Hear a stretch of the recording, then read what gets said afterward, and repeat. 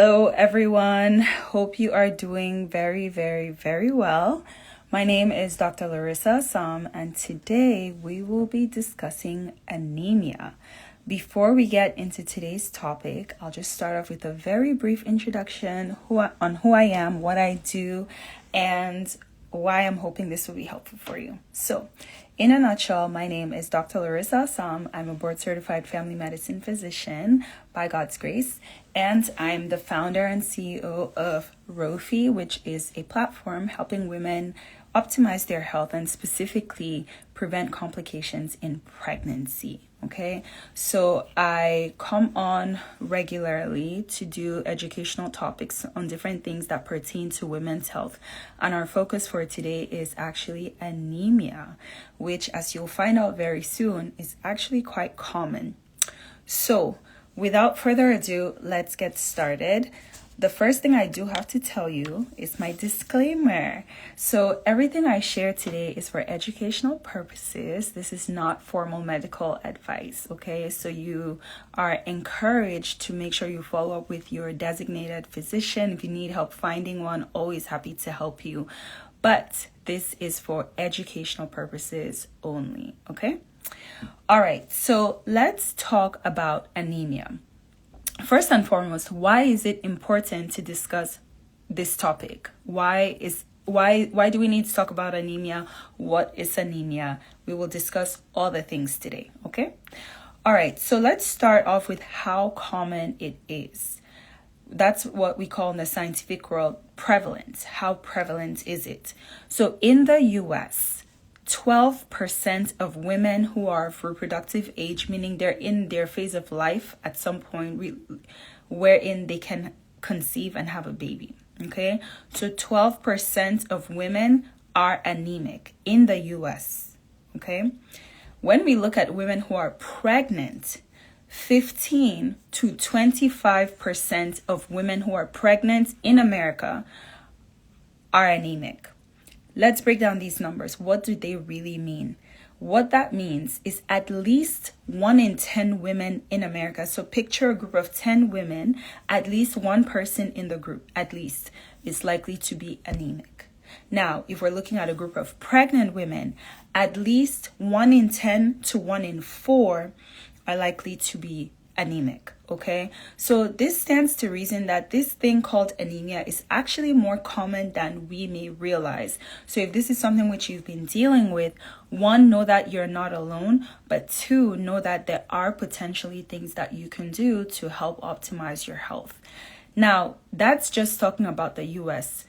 At Rophe, the focus is not just America. We literally serve women all over the world. And if you know anything about my background, I have a background in public health, and my focus was actually low and middle income countries. And so when we now take a global look and we look at pregnant women worldwide, 40% of pregnant women worldwide are actually anemic, right? Okay, what does that mean? That means 2 out of 5 pregnant women around the world are actually anemic. Anemia is one of the most, if not the most common complications in pregnancy. So it is very, very common. And wherever you find yourself in the world, this stands to reason that this is something you should know about, so that even if you are a man, you know how to identify it and you know what this thing is. So if the word gets passed around, you know what they're talking about. Why is anemia important to address, especially in pregnancy? If it is not addressed, unfortunately, it can lead to postpartum hemorrhage. We actually just discussed that, a condition in which a woman can bleed out typically within the first 24 hours after giving birth, or literally for a period of time thereafter, and women can lose even over a liter of blood. Okay, so if a woman is anemic, then that can put them at risk of bleeding out even more. In addition to bleeding out, the concern there is, God forbid, it can lead to maternal deaths. In the baby, it can lead to a preterm birth, and it can also lead to a low birth weight baby, okay? Because the baby is basically not getting sufficient blood supply and nutrient supply needed to be able to have to be able to grow to the full extent. Okay, so this is why anemia is not something to just take lightly. Although it is very common, it's very important to address. Now, let's talk about mainstream media. Let's talk about the world we live in. In addition to day-to-day people who you may know having anemia, even some celebrities have talked about this and dealt with it. Serena Williams talked about the fact that she was anemic while she was pregnant. Even Beyonce was anemic while she was pregnant. And so these are some of the complications that they faced, and they talked about that quite often.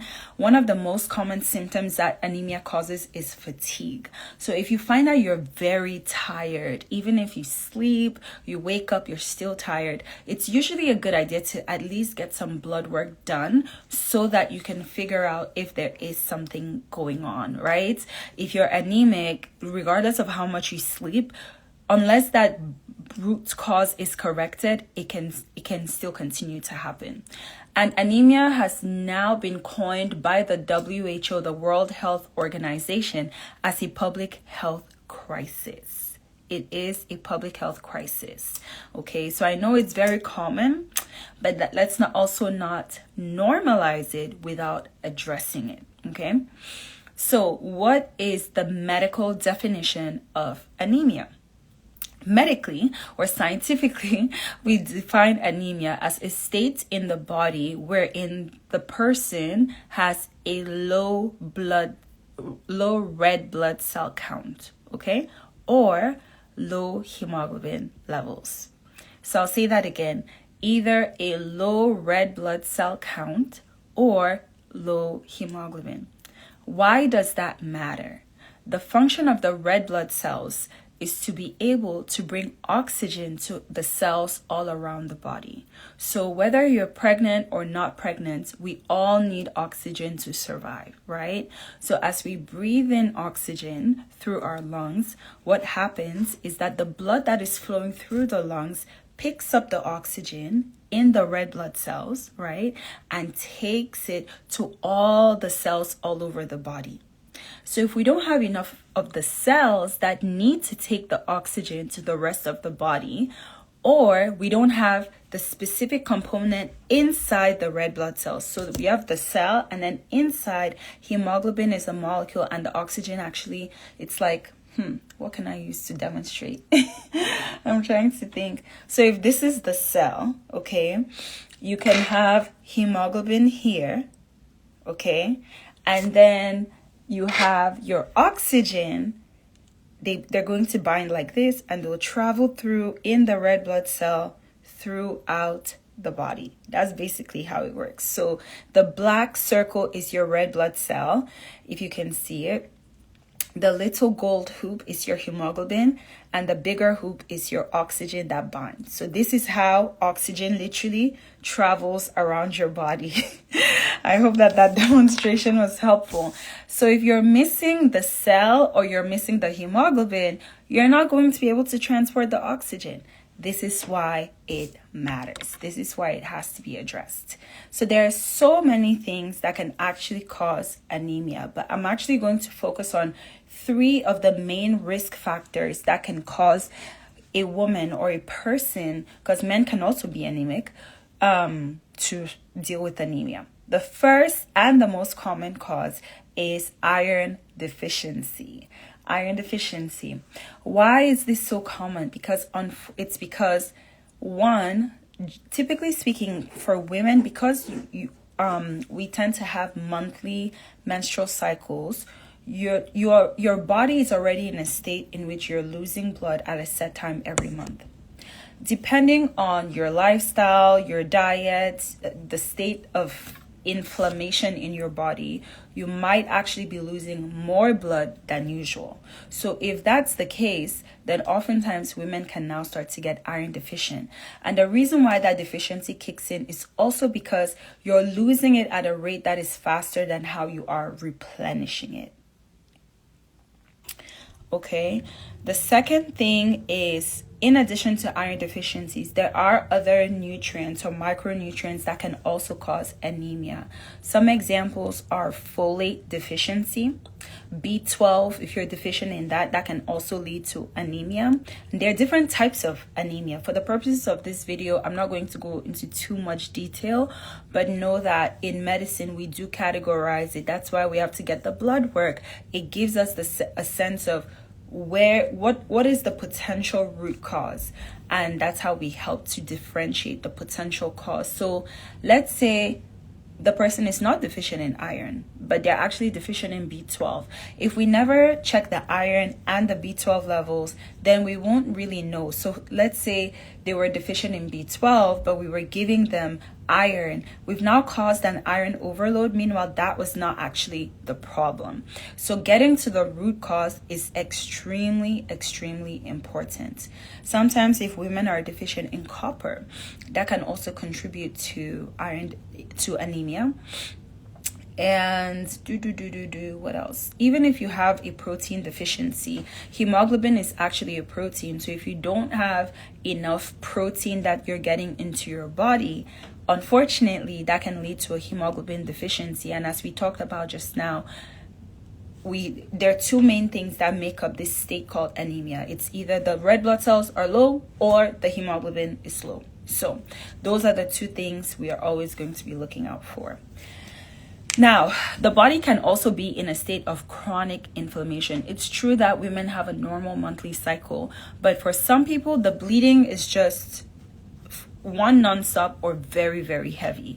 When that is happening, that means that there's inflammation going on. It is actually not normal to have such a heavy, painful period for your entire life. That's actually not normal. It's very common and it has been normalized, but that's something that actually warrants you going to get investigated or tested or seen and properly evaluated to figure out why your periods are so heavy. And so fibroids are actually one of the reasons why people can have very heavy flow, very heavy bleeding period, or not, or even without periods.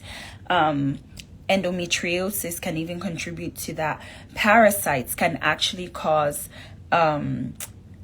inflammation, and they can also lead to anemia. If your gut is inflamed, especially with B12, if you have an inflamed gut, depending on where in the gut the inflammation is happening, that actually puts you at risk of developing a B12 deficiency. So most people who have any type of gut issues, most doctors who are doing a really comprehensive checkup will usually also check to make sure that that person is not deficient in B12. And sometimes the inflammation in the gut is so bad that the supplementation for B12, you may have to do even an injection to kind of let it go outside of being processed through the gut because it's not being absorbed, right? Autoimmune conditions can also lead to anemia. Just think of anyone, lupus, rheumatoid arthritis, literally any autoimmune condition. And then also having frequent pregnancies. Now, pregnancy is a gift. It is absolutely amazing, but it does also come with requiring a lot of strategy because this is why pregnant women are really champs, honestly, because it does put a demand on the body. And so especially when you have frequent pregnancies, whenever childbirth happens, there is some blood that will be lost. The placenta is an organ, and so it's not only is it an organ has a lot of blood cells flowing to it, and so with the placenta, when woman is going through childbirth, delivery, etc., that entire process will involve a degree of blood loss. Pregnancy itself puts a greater demand because not only is the blood needed for the person, it's also needed for the baby. For the mother, it's also needed for the baby. Absolutely. Frequent pregnancies can cause anemia. Let me just look. I think there was another question I wanted to address. Okay, perfect. Hopefully we've addressed it. What can cause anemia and iron deficiency? So hopefully we've talked about that a little bit. But yeah, so those are some of the most common reasons. Again, there are a bunch of reasons, but as you can see, even with just the few I've talked about, they're very common and they're actually quite broad. So any type of chronic inflammation, parasites, gut issues, fibroids, or reproductive organ issues in general can unfortunately create this increased demand on the body, and that can lead to anemia. Okay, so the best time to prevent it is actually before you get pregnant. That's why I hope that women who are trying to conceive, who are looking to get married, if you're kind of in that preparation season, it's really a good time to honestly just binge watch these videos, because I think the best time to prepare and to prevent complications in pregnancy is actually even before you get pregnant, right? If you make a lifestyle out of it before, when it comes, you'll just be a champ going through. Not to say that it will be easy, but I think it will be easy, if you know what I mean.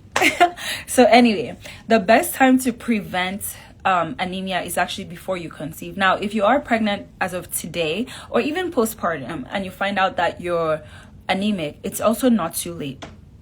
So the key is, again, to identify whatever the root cause is, and then to work towards reversing that. So let's talk specifically about iron deficiency anemia, since it's the most common one. So if you find that you are iron deficient, you get your blood work done, and it shows that you are indeed iron deficient.